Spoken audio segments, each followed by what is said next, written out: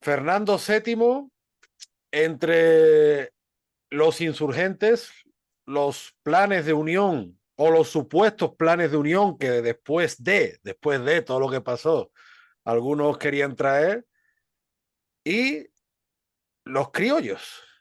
Porque una de las cosas que se nos ha dicho, que claro, si hubiera habido otro rey en España, pues bueno, los insurgentes lo hubieran acordado con él, pero Fernando VII discriminaba a los criollos, no los quiso nunca escuchar a los americanos, y claro, pues que eso precipitó la independencia. Los movimientos, digamos, secesionistas tienen muchísimos pretextos, muchísimas excusas, y uno de ellos básico es que Fernando VII no quiso escuchar a los criollos, discriminó a los criollos, y por tanto esos planes posteriores de unión que trajeron los que habían encabezado las insurgencias, pues fueron al traste por culpa de eso. Por supuesto, siempre con nuestro pana Emilio Acosta Ramos de Venezuela Provincial. ¿Qué tal, Emilio? Hola Antonio, bueno, antes que nada, darte las gracias como siempre por la invitación a tu canal de YouTube, Voy a poner Antonio esto, Moreno Ruiz. Y sí, voy a vamos a poner estar esto más hablando de oscurito este que se tema veía luz. tan apasionante, ¿no? Esos planes de unión insurgentes y la supuesta discriminación que tenía Fernando VII hacia los criollos, ¿no? Y hay que decirlo, Antonio, todo esto parte de la propaganda liberal hecha en el siglo XIX. Después del reinado justamente de Fernando VII, porque hay que decirlo, Fernando VII, mientras reinó, fue muy querido por el pueblo, inclusive le tenían el mote del deseado, ¿no? Sí, no, Fernando VII sin duda, bueno, a ver, no es que fuera el mejor rey de nuestra historia, pero es lo que tú dices, finalmente la historiografía que nace en el siglo XIX, que es un siglo de ruptura, que es un siglo de revoluciones, que es un siglo pues que se trastoca todo lo que había sido la monarquía católica, y hay que entender la psicología de esa monarquía católica, porque la figura del rey es una figura política, pero también es una figura prácticamente sagrada en la concepción de lo que era la monarquía católica, y más con aquellos territorios tan extensos, ¿no? Que de hecho justo en época borbónica era cuando más se había expandido, llegando incluso a negociar los límites del septentrión en Alaska, entre Alaska y el actual Canadá. Se había hecho una política bastante interesante con los araucanos, ¿no? Que ya había iniciado especialmente en la época del último Austria, Carlos II.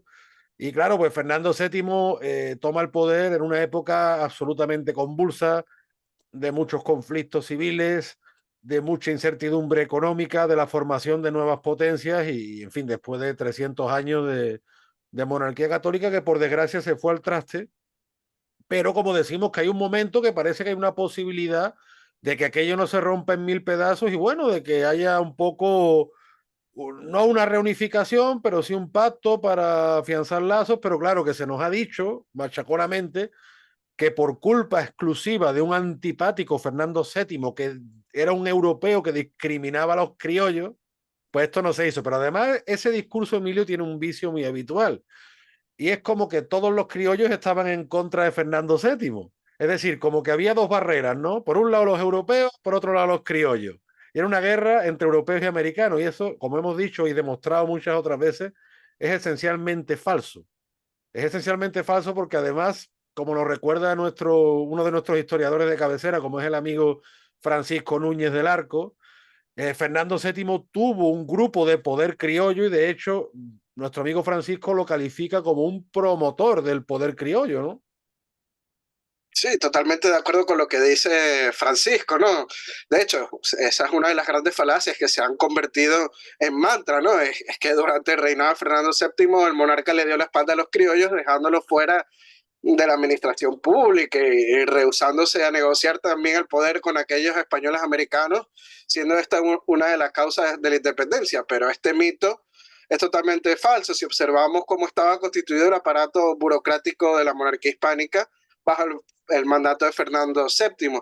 Nos encontraremos numerosos criollos en todos los niveles de la administración y con poder de toma de decisiones, desde Joaquín Mosquera y Figueroa en la regencia, pasando por su confesor, el peruano Blas Ostolaza, o hasta Fernando Millares en la Capitanía General de Venezuela, ¿no? Por citar algunos.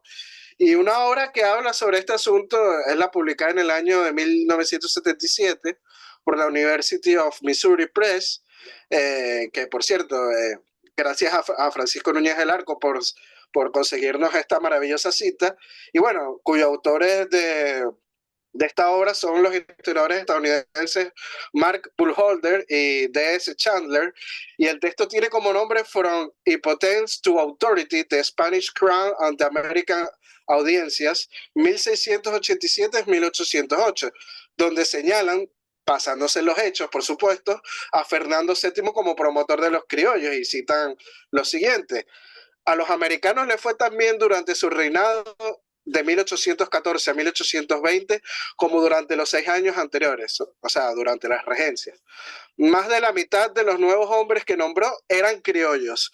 Las intenciones de Fernando de proporcionar altos cargos a los americanos quedaron igualmente claras cuando reconstruyó el Consejo de Indias con el mandato de que algunos de sus miembros serían siempre criollos, a pesar de la borrascosa reputación de Fernando VII como resultado de la derogación de la Constitución de 1812 y el regreso a las instituciones anteriores a 1808, no hizo retroceder el reloj para los nombramientos de audiencia, recayendo la mayoría en criollos. ¿Qué tal, Antonio?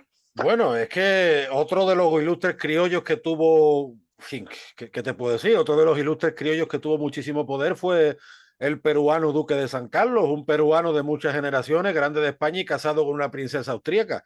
Tanto como dicen que había una barrera entre europeos y americanos, yo no tengo constancia de que ninguno de mis antepasados se hubiera casado con una princesa austríaca. No, no, en tu caso yo me imagino que tampoco, pero o sea que lo que voy con esto es que esa supuesta discriminación, pues, Fernando VII tendría todos los fallos del mundo y algunos más, pero ese argumento, de comillas, argumento de que discriminaba sistemáticamente a los criollos, que más bien todo lo contrario. De hecho, Francisco Núñez del Arco también nos habla desde hace años pues, de la presencia de José Mejía Lequerica y otros muchos criollos que incluso en la época de cuando la invasión napoleónica estaban en la península y defendieron la península. Entonces, que hubiera un sistema digamos, discriminador que privara o que prohibiera a los criollos ejercer cargos públicos, que más bien fue todo lo contrario. Cuando tú hablas, por ejemplo, de Mosquera Figueroa, es que Mosquera Figueroa era el agente legal del rey, es que firmaba en nombre del rey y era criollo. Entonces, vemos en la esfera de poder de Fernando VII, que pasa que, claro, estamos hablando de un periodo reducido, pero lo vemos rodeado de criollos.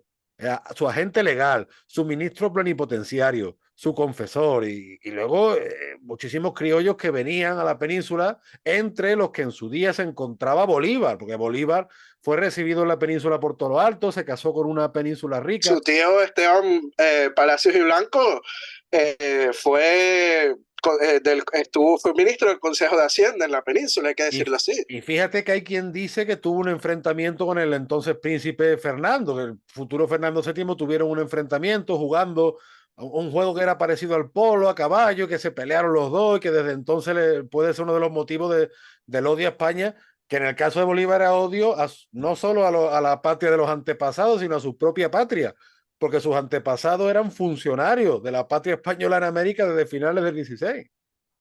Otra discriminación, supongo, ¿no? Sí, y algo muy curioso, Antonio, es que algunos autores sostienen teorías casi conspiranoicas de que durante los procesos de secesión en Hispanoamérica el rey Fernando VII se negó a negociar también con este bando insurgente, ¿no? Unos supuestos proyectos que tenían de unión, como en el caso de Bolívar, San Martín o Iturbide, ¿no? Esos famosos Sí. supuestos planes de unión.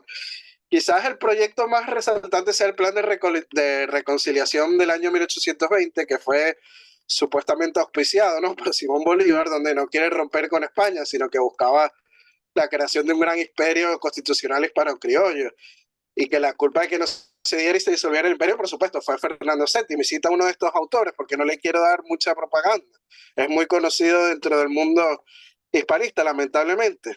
Lo cito: que los libertadores Simón Bolívar y José de San Martín no quisieron romper de forma absoluta los vínculos que unían a América con España, sino que buscaron con todas sus fuerzas la creación de un gran imperio constitucional hispano-criollo con capital en Madrid, o que la responsabilidad de la disolución del Imperio Español la tuvo Fernando VII, que prefirió estar preso en Europa y no libre en América. Bueno, eso de decir que Fernando VII prefirió estar preso en Europa que libre en América, ¿acaso él podía predecir el futuro?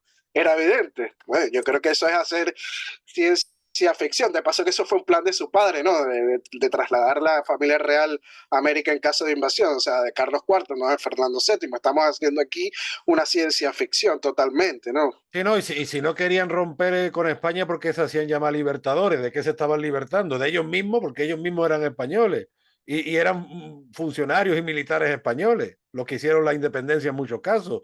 Iturbide, San Martín o Bolívar son los máximos ejemplos. O'Higgins, el famoso hijo del virrey, ¿no? Entonces, ¿de qué se estaban libertando? ¿De ellos mismos? ¿De su familia?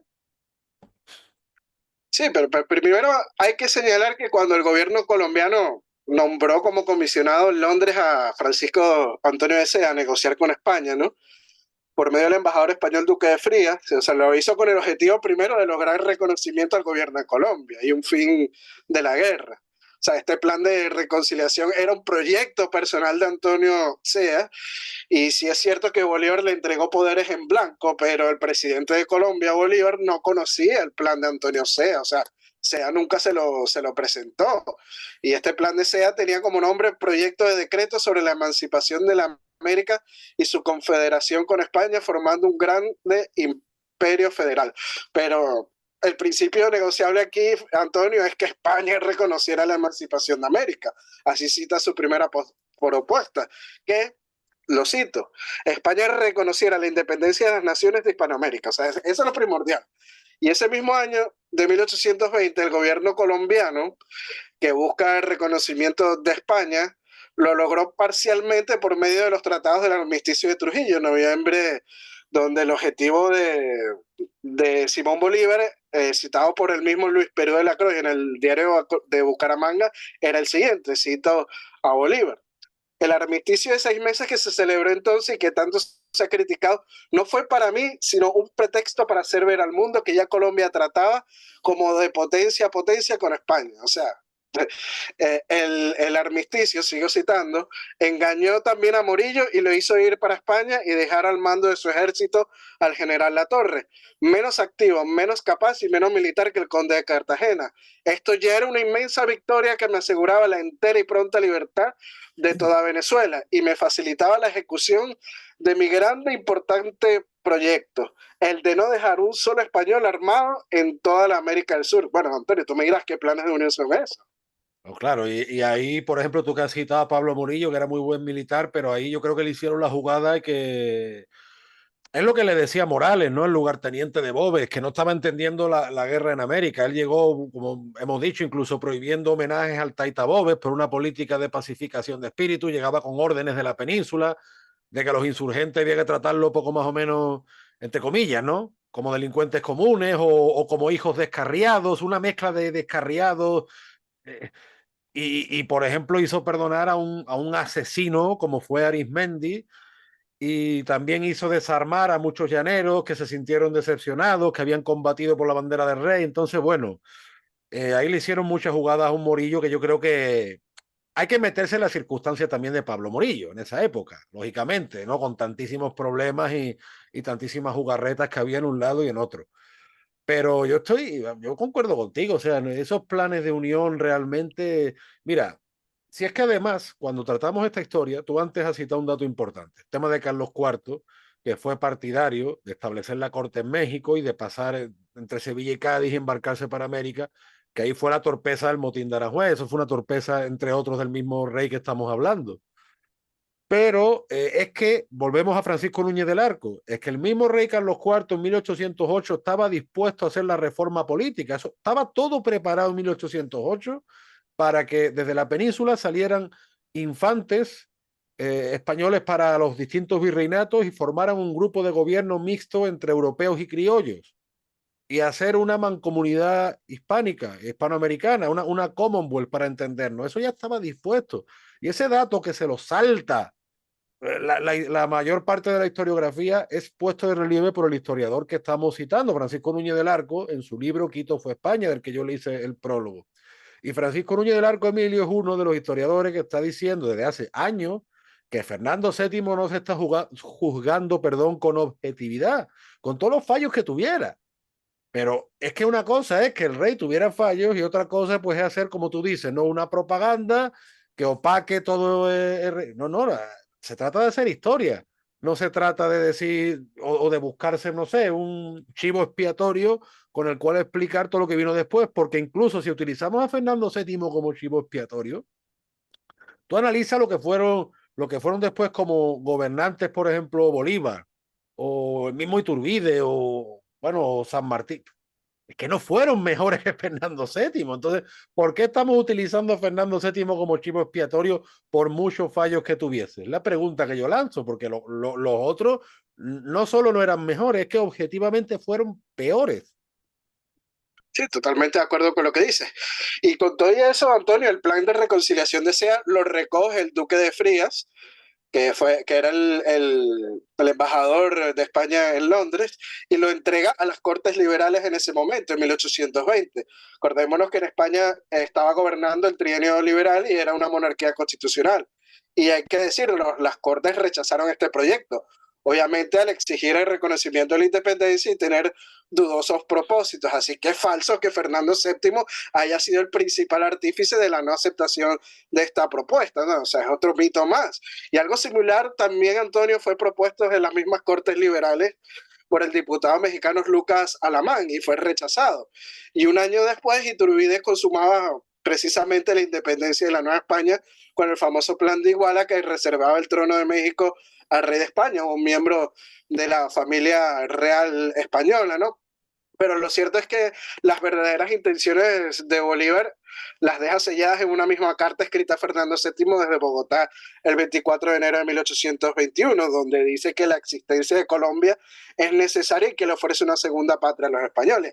Cito al mismo Bolívar: la existencia de Colombia es necesaria, señor, al reposo de vuestra majestad y a la dicha de los colombianos. Es nuestra ambición ofrecer a los españoles una segunda patria, pero erguida, pero no abrumada de cadenas. Vendrán los españoles a recoger los dulces tributos de la virtud, del saber, de la industria, no vendrán a arrancarlos de por la fuerza. O sea, aquí Bolívar no está hablando de ningún plan de unión ni una confederación con España. Está diciendo que cada quien por su lado, ¿no?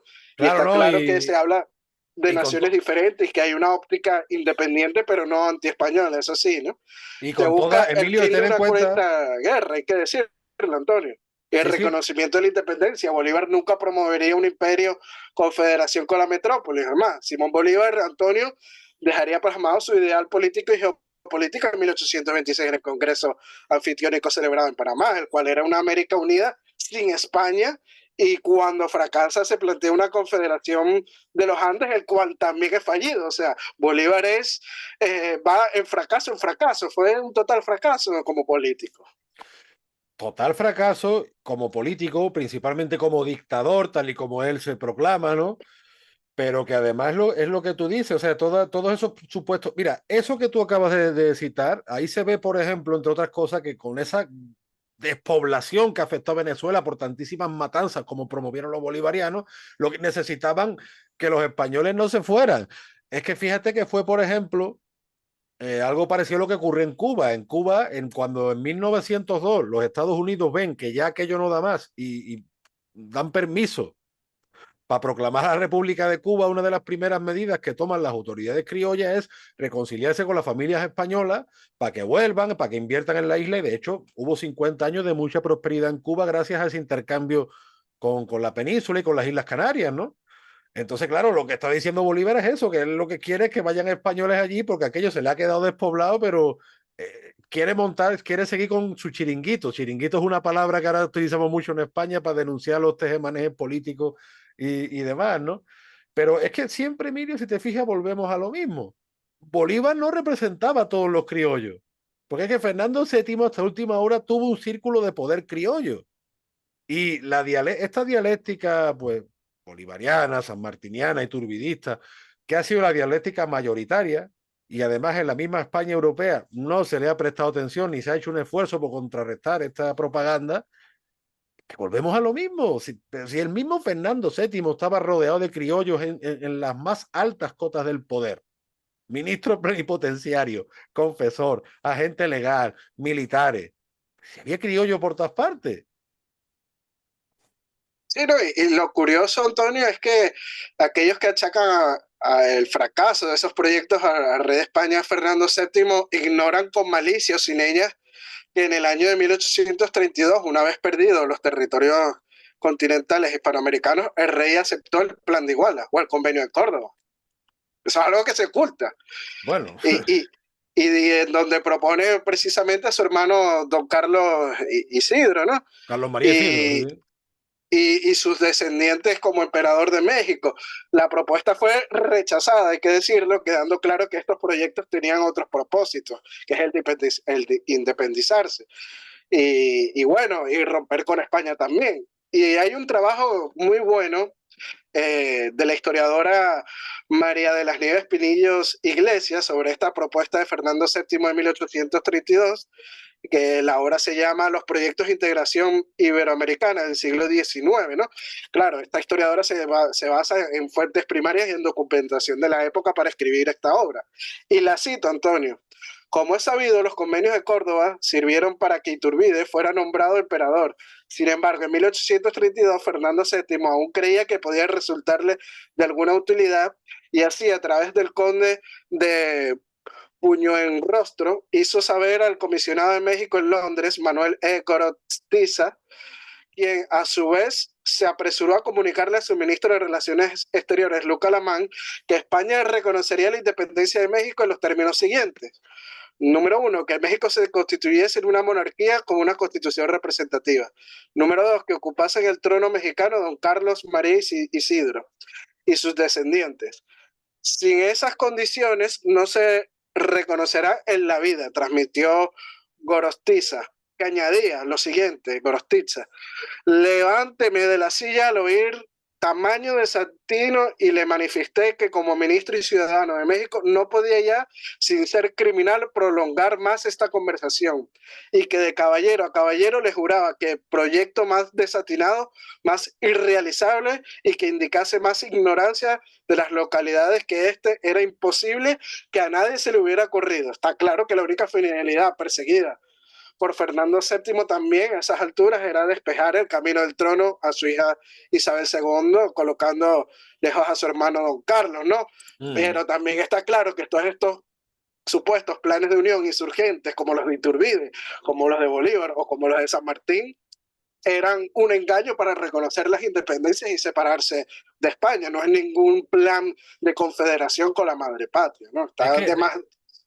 claro, de hecho, Sí, todo el movimiento insurgente, o en plural, los movimientos insurgentes que van desde la Nueva España al Río de la Plata, todos empiezan a hablar en favor de Fernando VII. Pero el mismo Saavedra, rioplatense, bueno, o alto peruano, si se quiere, lo reconoce, que simplemente lo hacían porque sabía que si no la gente no los iba a comprender. Esto lo reconoce abiertamente Saavedra. O sea, ellos nombran a Fernando VII como el cura Hidalgo, por ejemplo, pero no tenían ninguna intención en mantener, más bien todo lo contrario, aprovechan la invasión napoleónica para meter su idea revolucionaria y rupturista. Pero volvemos a decir lo mismo, que no es una cosa exclusiva de los criollos, que hubo muchos criollos que estuvieron en contra de estos movimientos separatistas. Y hablando del trienio liberal, que tú antes lo citaste, pues el trienio liberal empieza impidiendo que haya una expedición de refresco. Hay quien calcula que eran 20.000 soldados los que se iban a embarcar para América para ayudar a las tropas realistas, que salvo la expedición de Pablo Morillo y muy poco más, casi no hayan contado con ayuda europea. Y en 1820 estamos en una fecha cuando empiezan muchos de estos planes, en un punto crucial porque buena parte de la América española, la causa secesionista estaba perdiendo. Y hay un antes y un después. Hay un antes y un después porque fue a raíz de precisamente de esta impedimenta que no tuvo lugar ese encuentro de realistas europeos y americanos, y bueno, ya después los planes, como tú bien estás exponiendo, Emilio, los planes secesionistas van por otro lado. sí, bueno, y acordémonos que también estaba el plan de enviar a América un nuevo ejército realista, ¿no? Y que Riego, Rafael de Riego, pues Sí, sí, es de anula todos estos 1820. planes que se tenían, ¿no? Sí, sí. Y hay que decirlo, si hubieran mandado esta expedición a América, la guerra hubiera cambiado y a lo mejor no se hubieran independizado en aquel momento, ¿no? Y de una manera tan violenta. Quizás en el futuro, pues hubiera habido una independencia de manera pacífica, ¿no? Como lo pudimos ver en otras regiones de América, como en el Canadá, que se independizaron pacíficamente, o tenemos un caso hispano como Guinea Ecuatorial en África, que también se independizó pacíficamente, ¿no? O sea, Sí, hubiera pero sido muy el diferente el problema de devenir Guinea, de esta Emilio, república. el problema de Guinea es que después de el proceso de independencia fue pacífico, pero lo que vino después no fue pacífico. Sí, totalmente de acuerdo. Después llegaron unas dictaduras sangrientas y bueno, en los últimos años es que gracias al petróleo, el descubrimiento del petróleo, pues se han calmado un poco las aguas a pesar de que todavía existe un régimen dictatorial, ¿no? En Guinea Ecuatorial con Teodoro en la cabeza. Es curioso que muchos líderes que han querido independizarse de España, lo primero que han hecho es proclamarse como dictadores, el primero Bolívar, ¿no? Sí, es algo muy curioso, ¿no? Que luego estas repúblicas pasan por procesos dictatoriales y por guerras civiles, porque hay que decirlo, el siglo XIX hispanoamericano está lleno de guerras civiles. En Venezuela vemos una guerra federal que fue la continuación, ¿no? De la guerra de independencia, porque muchos pobladores pues aclamaban sus ciertos derechos, ¿no? Como poseer tierras, etcétera. Acordémonos que después de las independencias a las comunidades indígenas se les expropian todas sus tierras comunales y quedan algunas hasta baldías, ¿no? Y son rifadas entre los mismos criollos, o sea que el proyecto independentista fue más bien una forma de asentarse las élites criollas mantuanas, por lo menos en Caracas y en Venezuela, y no soltar el poder, ¿no? Ante la amenaza que veían de la monarquía hispánica de que estaba abriendo los derechos a todas esas clases sociales en la América española.